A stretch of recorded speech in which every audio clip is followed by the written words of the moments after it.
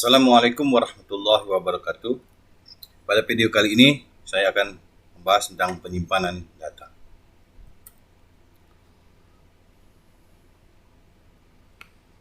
Peralatan penyimpanan atau storage device-nya adalah suatu peralatan hardware yang dirancang untuk menyimpan informasi. Di sini saya bagi menjadi dua peralatan penyimpanan, yaitu primary dan secondary storage. Kalau kita lihat pada gambar ini adalah primary dan secondary-nya. Primary-nya adalah RAM, ROM, dan change-nya. Secondary-nya adalah dari pita, piringan, dan piringan optik. Pita magnetik, piringan magnetik, piringan optik. Sistem komputer adalah jaringan daripada elemen-elemen yang saling berhubungan dan membentuk satu kesatuan yang bekerja secara otomatis dalam melakukan pengolahan data, melaksanakan suatu tujuan. Jadi sebuah sistem itu dia adalah suatu kesatuan yang terdiri dari beberapa komponen yang mempunyai tujuan yang sama. Ini telah saya jelaskan pada video sebelumnya, yaitu tentang skema komputer, gambar komputer yang secara garis besarnya. Komputer itu dari hardware, software, dan firmware-nya. Ya. Di sini ada juga yang telah saya jelaskan pada pertemuan sebelumnya, yaitu tentang sistem komputer. Ada CPU, piranti masukan, piranti keluaran, memori utama, dan storage sekundernya. Ya. Untuk lebih jelasnya bisa dilihat pada pertemuan video sebelumnya. Pada primary ini saya bagi menjadi 4 bagian, yaitu input, program, working, dan output. Input untuk menampung data yang dibaca. Jadi input storage areanya untuk menampung data yang dibaca. Ada program storage areanya penyimpanan instruksi-instruksi untuk pengolahan. Ada working-nya adalah tempat di mana memprosesan data dilakukan. Output storage areanya penyimpanan informasi yang telah diolah untuk sementara waktu. Ya. Ingat, untuk sementara waktu sebelum disalurkan ke alat-alat outputnya. Di sini primary memorinya terdiri dari dua bagian, yaitu RAM dan ROM. RAM adalah bagian dari memori yang dapat kita isi dengan data atau program, sedangkan ROM memori yang hanya dapat dibaca. Ini membedakan antara RAM dan ROM.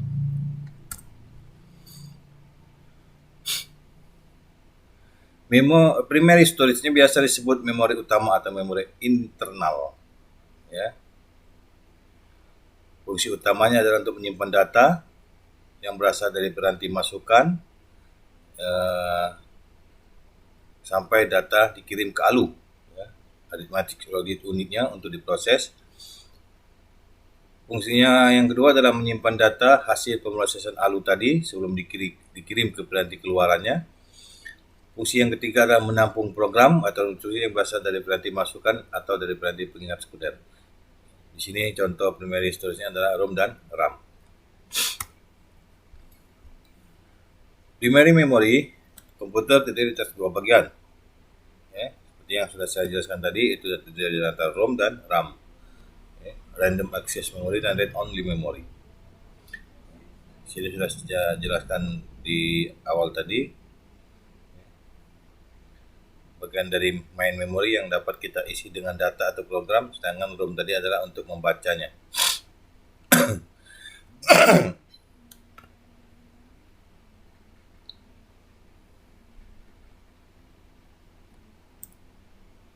Ini ada beberapa jenis ROM, ya. PROM, EEPROM, AROM, flash memory, memory flash atau sejenis dengan EEPROM, yang mengizinkan banyak lokasi memori untuk dihapus atau ditulis dalam satu operasi program. Istilah awamnya, dia adalah suatu bentuk dari chip memori yang dapat ditulis. Tidak seperti chip memori akses acak dan memegang datanya tanpa membutuhkan penyediaan listrik. Memori ini biasanya digunakan dalam kartu memori, ya, komputer MP3, kamera digital, dan telepon genggam.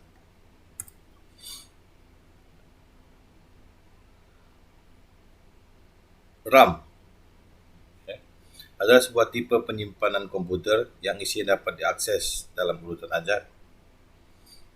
Jadi RAM ini adalah sebuah penyimpanan untuk datanya. RAM biasanya digunakan untuk penyimpanan primer, memori utama, untuk mengubah dalam komputer, untuk digunakan untuk mengubah informasi secara aktif. Jadi kita lihat bahwa beberapa jenis RAM untuk menyediakan penyimpanan sekunder jangka panjang. Tipe umum dari RAM seperti kita lihat gambar di samping ini.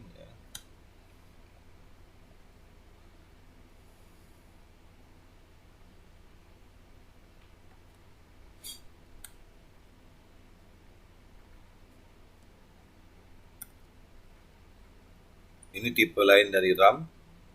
Ada dual mode RAM, ada VRAM, MRAM, dan VRAM. Ada juga kita masuk ke dalam secondary storage device-nya, yaitu peranti penyimpanan sekunder. Jadi beberapa alat yang dapat digunakan untuk penyimpanan data secara permanen tadi, dan sewaktu-waktu dapat dibaca kembali.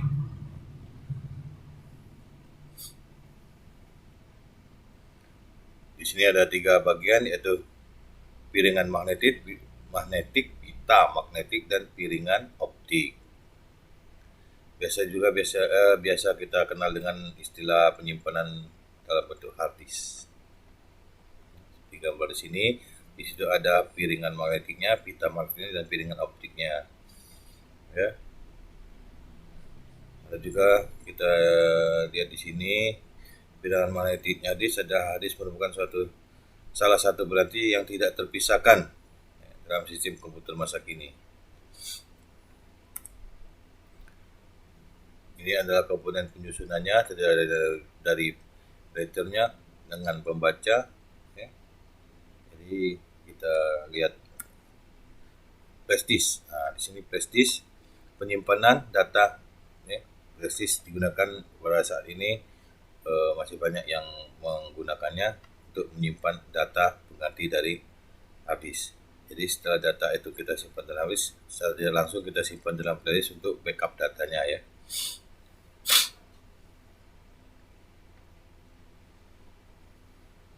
Kalau dulu dikenal penyimpanan datanya, kita lihat di sini adalah disket.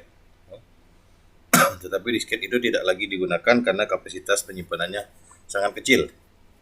Ada yang disket berukuran 1,4, ada juga yang berukuran dengan 1,4 mega dan 1,2 mega.